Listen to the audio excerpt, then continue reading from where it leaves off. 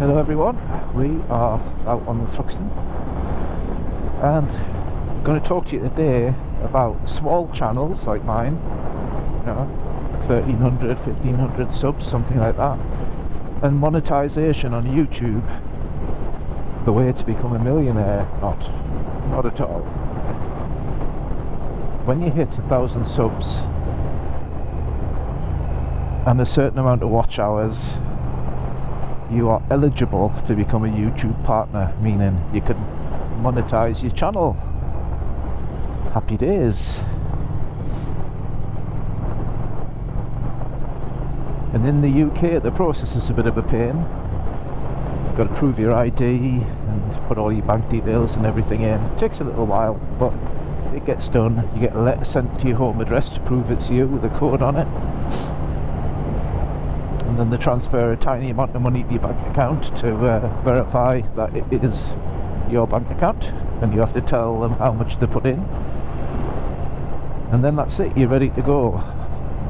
You can earn money, bounce the road. You can earn money off your channel.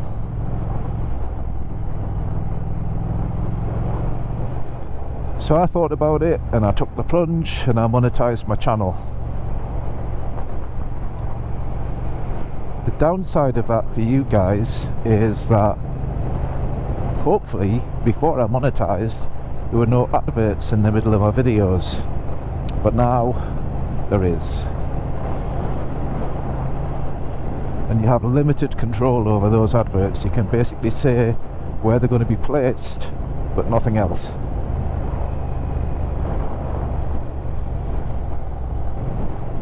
So in about April, I monetized my channel. Am I retiring? I think absolutely not.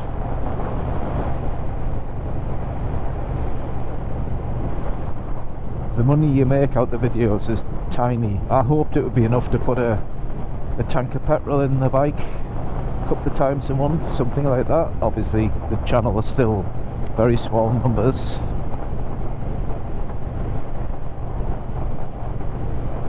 And I've had one or two big hitting videos.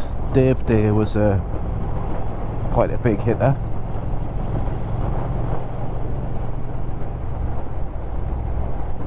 I think I've got quite a few thousand views. But they only earn a couple of quid. And this is taxable income as well. So a good old taxman's going to take his chunk out of your money.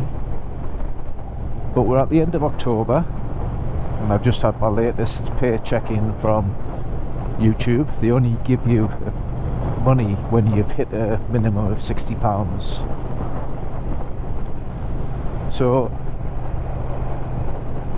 in how many months is that? April, May, June, July. 7 months. 7 months I have earned before tax 130 quid.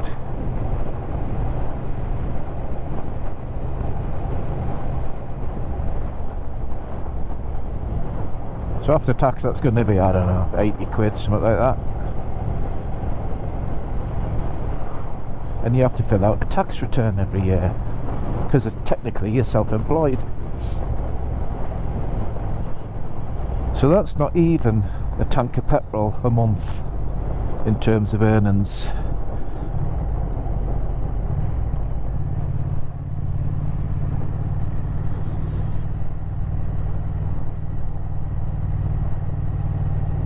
Now I have heard some of the big hitters talk about their revenue, and somebody with 90,000 subs and quite good watch hours earns between £400 and £700 a month before the taxman gets it.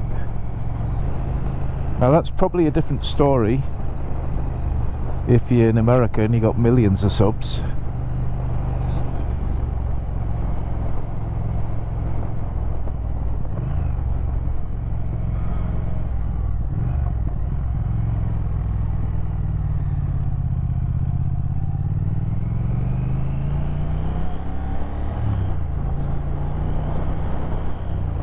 So there's a chap I watch on YouTube, Beard Meets Food. He gets millions of views, so I would think he might get a reasonable amount of money.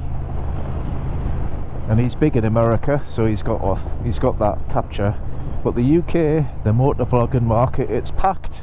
There's hundreds and hundreds and hundreds. Everyone basically seems to have a camera and a channel, and it's no bad thing, because if you watch one you're interested in, you'll find good places to go.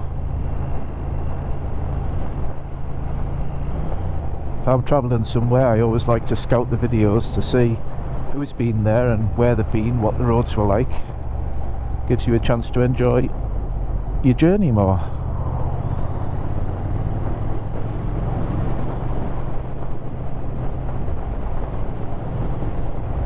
So the question I'm asking myself is, do I knock the monetization on the head? Because you guys tend to stop watching my videos when the first advert comes on. So I don't know, what do you think? Should I keep earning my meagre pennies and subject you to adverts? Or should I turn it off?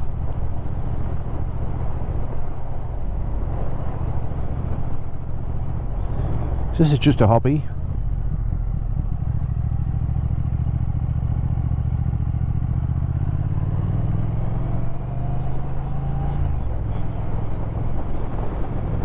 I would still film, even if it was just for me, just so I've got a record of where I've been, what I've done. And YouTube's a handy place to chuck it up, because it costs you nothing to store it there yet. So we're just on a Sunday afternoon ride out while the weather's still nice. Should always take the opportunity to get out in the nice weather, because we're in the winter months, or approaching the winter months, and there's not as many of them as there is in the summer. Although, to be honest, the summer of 2024 was a little bit below par, let's just say.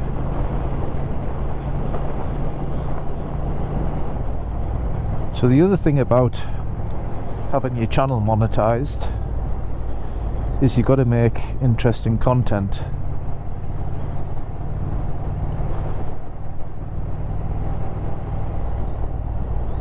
There's got to be some kind of story or destination in mind with your video.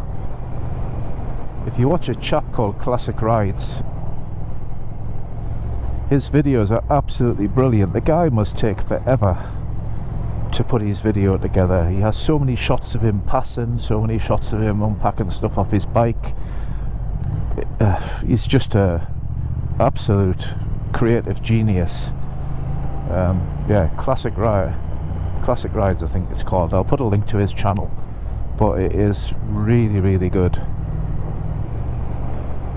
So that's a challenge. What's the next video going to be? Where am I going to go? What am I going to see?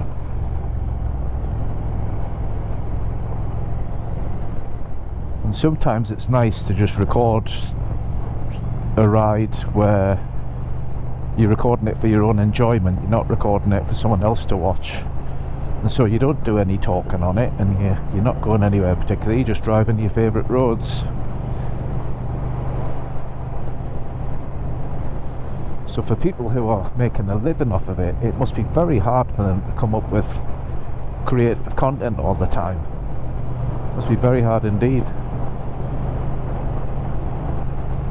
So if ever I do a job in the garage, I tend to film it.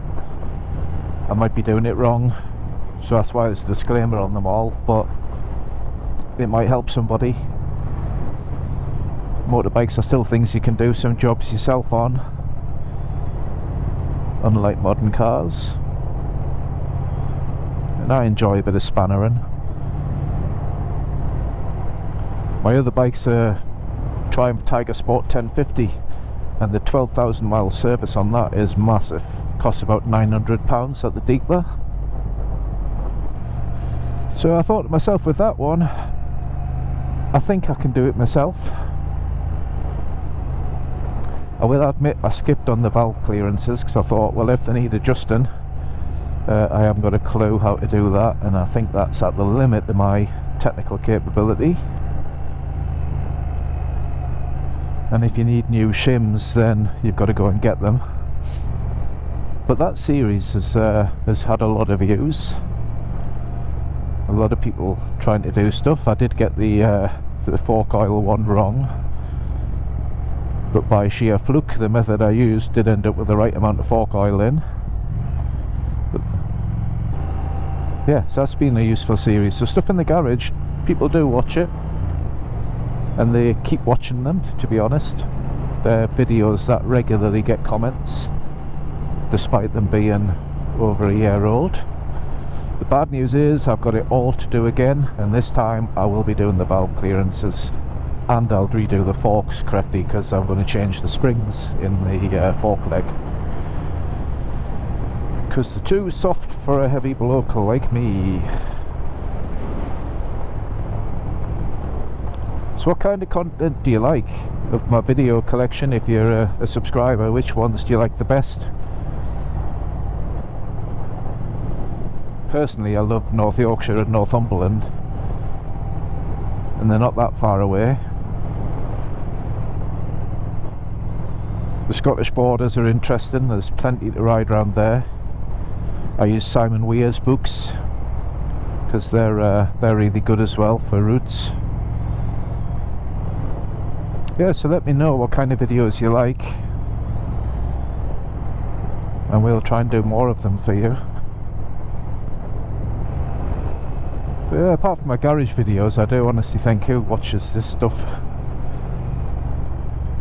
And like I say, I don't think the adverts are helping, so yeah, be interested to know what you think. Should I knock the monetization on the head?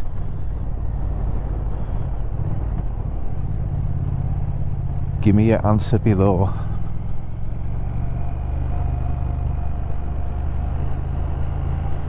So I'm just going to enjoy these Durham roads, all quite close to where I live.